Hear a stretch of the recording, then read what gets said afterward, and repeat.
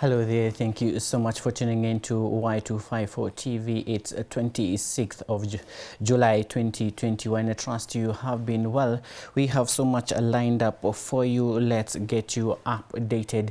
A very good Monday evening to you. My name is Dereva Hilary. Welcome to the broadcast. We begin from the education sector, where as schools reopen today, the National Institute of Human Resources Management, IHRM, has called on the Kenyan government to embrace competence-based curriculum in quest for sustainable development. IHRM chairperson Joseph Onyango said prior learning is key, even as he called for resources towards the vocational training. Speaking at Voi Vocational Center during a 3-day CV and interview skills training, Onyango said the unemployment rate in Kenya will only be addressed if leaders recognize prior learning as part of learning and ask the government to set aside enough resources toward the vocational training. Onyango, who is also the National Police Service Commissioner Secretary, said they have rolled out partnership programs with the county government to reach out to students under technical training institutions in a bid to equip them with human resources skills needed in the job market. His sentiments were echoed by Taita Taveta Deputy Governor Majala Mlagui, who is now calling on youths to enroll with the vocational training institutions as the county government sets aside resources to support the devolved unit. The team later planted 50 trees at the institution to mark the Go Green theme by the IHRM. Kenyans, traditionally, we come from a history of we want your child to go to school, to be a doctor, a lawyer, engineer, a teacher, and all those formal. While we say that is very important for growth, but we have also come to the recognition that that is not all, that we are working much towards employability and the skills that need to be impacted to the young adults. The COVID-19 Vaccination Development Task Force Chair Dr. Willy Zakhwale says Kenya will start receiving adequate doses of AstraZeneca vaccine, Pfizer and Johnson & Johnson vaccine from next week. Speaking Monday during the TSC Stakeholders Forum on Teachers' Preparedness for School Reopening Term 1 of 2021 to 2022 in Nairobi, Dr. Hawale said vaccination among teachers has progressed well, and noting that there is need to accelerate. He said 27% of teachers are fully vaccinated. The medic, however, said prevention still remains key in the battle against the pandemic.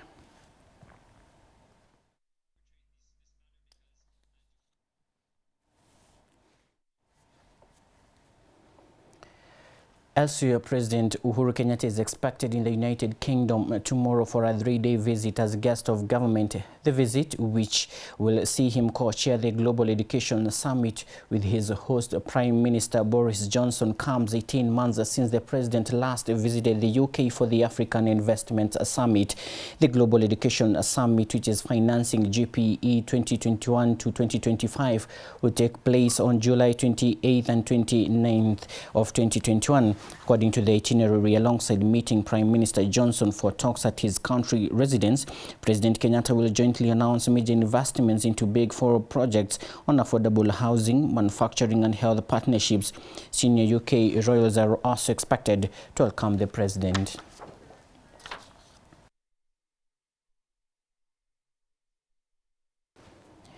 Now in politics, as the 2022 general elections campaign intensifies with political aspirants suing their voters across the nation, Devolution Cabinet Secretary Eugene Wamalwa says devolution is the real bottom-up economy approach. The CS, who was speaking over the weekend, said that the day Kenya will focus on the 2030 vision, then it will be the time Kenya will realize her true potential.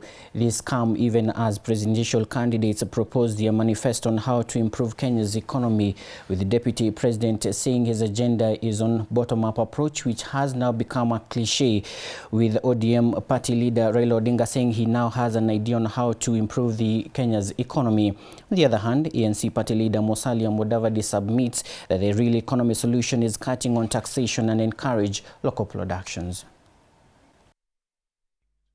Ni kama yule mnyama wako wanapanga mambo yao ya 2022 imekaribia kabisa. Kila mmoja hapa anajipanga polepole na hata juzi nimesikia sera mpya zinaanza kutoka sasa, na nafurahi sana sababu nchi hii kufaulu. In our vision 2030, the political pillar is the weakest pillar katika taifa letu, na wakati tutaanza kufanya ile siasa ambayo the vision 2030 envisions, ambayo iko issue based, people centered, that is when this country is going to realize its true potential. Nimeanza kusikia sasa watu wanaleta sera, nimesikia wakiongea juu ya bottom up approach, nimesikia wa ODM wakiongea mambo ya rural economy reengineering. Hii ndio siasa tungependa tuone katika taifa letu, issue based. Let us compete on issues on how we can improve the lives of our people. Yale ningependa tu niwaambie ambao sasa tunaona sera mpya ya kwamba the best policy ambayo tulipitisha baada ya the 2010 constitution was the devolution policy. There is no greater bottom-up approach kuliko devolution. Tuachilie pesa ije mashinani, pesa ije huku Gede, watu wa Gede wenyewe wakae wapange mipango yao from the bottom, ili we start changing this country right from our counties. That is how we are going to succeed. So if we are talking bottom up, let us talk. The One Kenya Alliance, comprising of Honorable Stephen Kalonzo Musyoka of Wiper Party, Honorable Musalia Mudavadi of the ANC Party, Senator Moses Wetangula of Ford Kenya, and Baringo Senator Gideon Moiro of KANU, is now extending an olive branch to ODM party leader Raila Odinga to the coalition, but on strict orders that he comes in but just a member. Wetangula, while speaking to the press, said the NASA coalition died a long time ago, with what is left being the question of integrity. He said Raila is welcome to join them, but was quick to mention that they do not want him join them with the preconceived idea that he is the automatic leader of the alliance. This is seen as a contradiction to his counterpart Kalonzo Musyoka, who has been on a charm offensive with Raila Odinga since the collapse of the NASA coalition. 2002 to Honorable Raila Amolo Odinga. He can join us.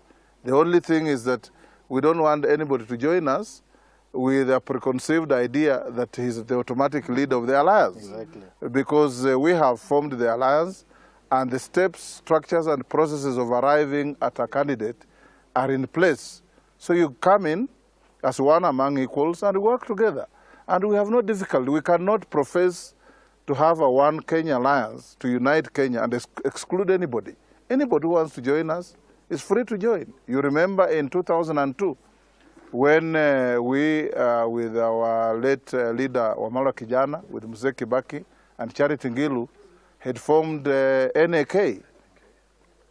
And the team that left KANU, including Raila Odinga, Kalonzo Musyoka, the late Saitoti, Mudi Awori, and all that group, when they came to NAK, everybody was welcomed. And we simply changed then the name to National Rainbow Coalition from National Alliance of Kenya. And we took the leadership of the country without firing a shot. And I believe that history is being repeated now.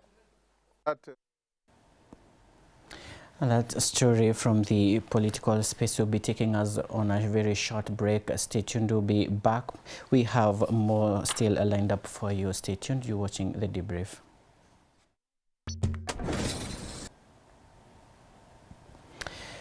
Thank you for staying with us, and if you just tuned in, this is Y254 TV, you're watching The Debrief.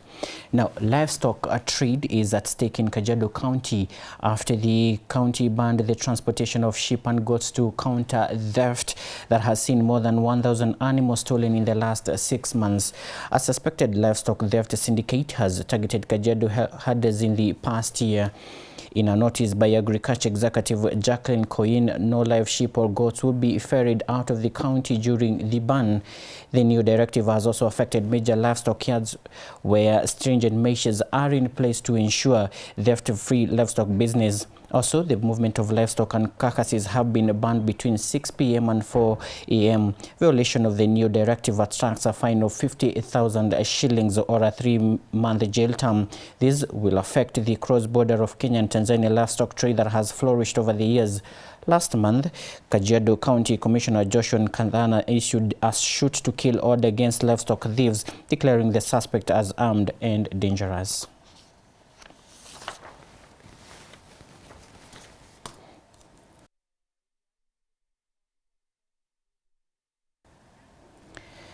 The National Environmental Complaints Committee, NECC, has raised concerns over environmental pollution in KITENGELA town and its environs. NECC Secretary Dr. John Chumo said the committee has been receiving complaints from the residents of a massive environmental pollution risking their lives.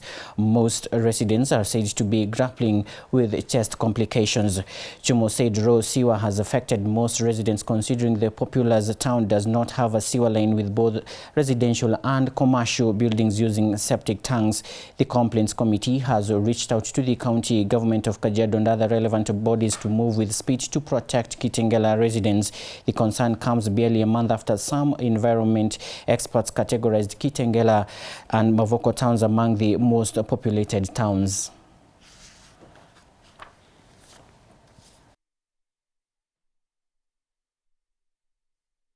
Because it was a gradual, and now again maybe it went to residential. From residential it's now going to industrial, and you realize, for example, we have complaints of Wananchi saying that there is a factory that has been is coming up or is being put up in a place and requires obviously after if EIA is not fully done, then the problem will be in the next 5 to 10 years people will be complaining that there is a factory that is polluting the environment around.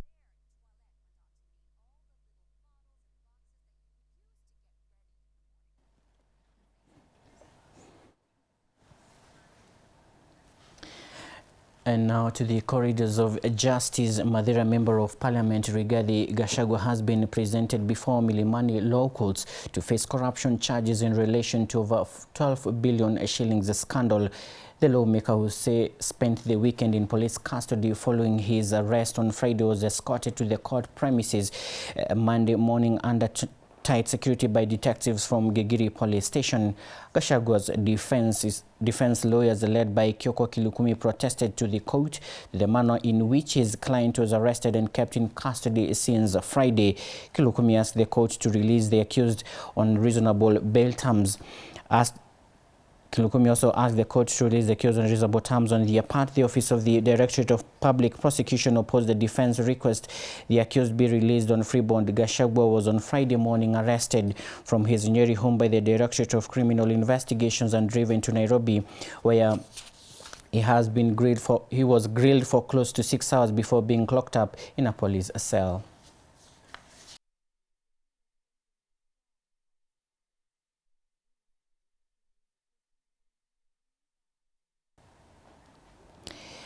Chief Justice Martha Koome has opposed a case challenging President Uhuru Kenyatta's refusal to appoint 6 judges. CJ Koome, in a petition filed and served by her lawyer Isaac Wamasa, Koome says the case filed by Katiba Institute is bad in law, fatally defective, and an abuse of the court process. She further says the petition by Katiba Institute has been overtaken by events and the orders being sought against her, and the Judicial Service Commission cannot be obtained. The petition by the Institute was filed last year in June when the President had refused to appoint the 41 judges, but last month they filed a new application when the President left out 6 judges from the list.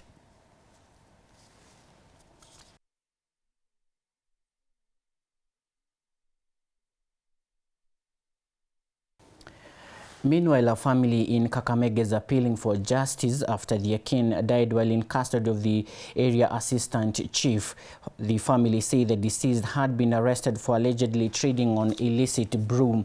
The family have refuted claims by the assistant chief and Nyumbakumi team that their family member died of intoxication.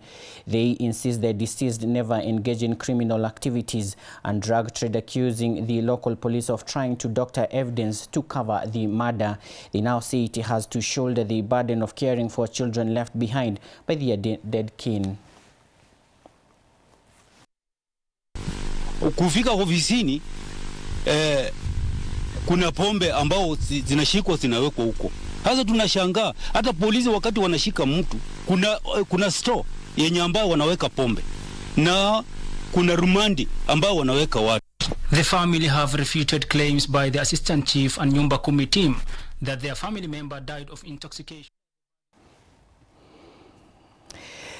The government has waived the visa requirement for the citizens of the Republic of South Sudan who hold a valid passport issued by their government. Subsequently, the Republic of South Sudan has reciprocated by waiving visa requirements for Kenyans wishing to visit their country. In a statement by the Ministry of Foreign Affairs, the waiver of the visa requirement of citizens of the Republic of South Sudan takes effect immediately. The ministry says further in line with the EACC Common Market Protocol, the workers on the two partner states will be allowed to accept employment within the territory of each other.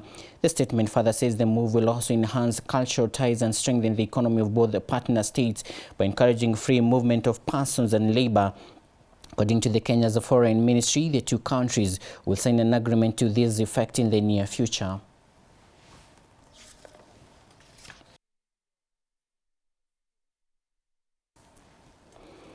And lastly, away from Kenya, Somalia has delayed elections that were due to start on Sunday after months of political crisis in the deeply unstable Horn of Africa country.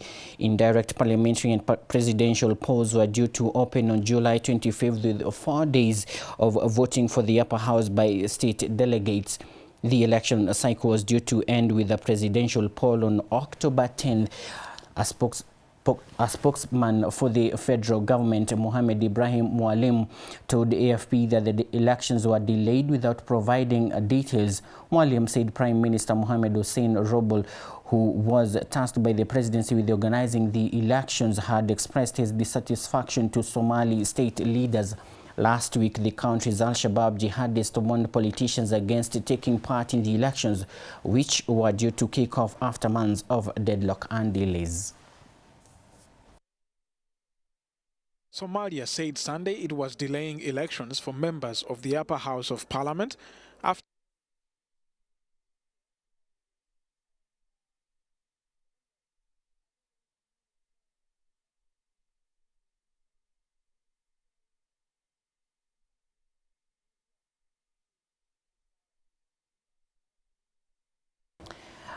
And that story marks the end of our broadcast tonight. Thank you so much for being part of this bulletin. Wakesho, among many others who have been watching, thank you so much. Coming after me is Y Mashariki with the DJ Tieska, Ken Relbis and Kalondo.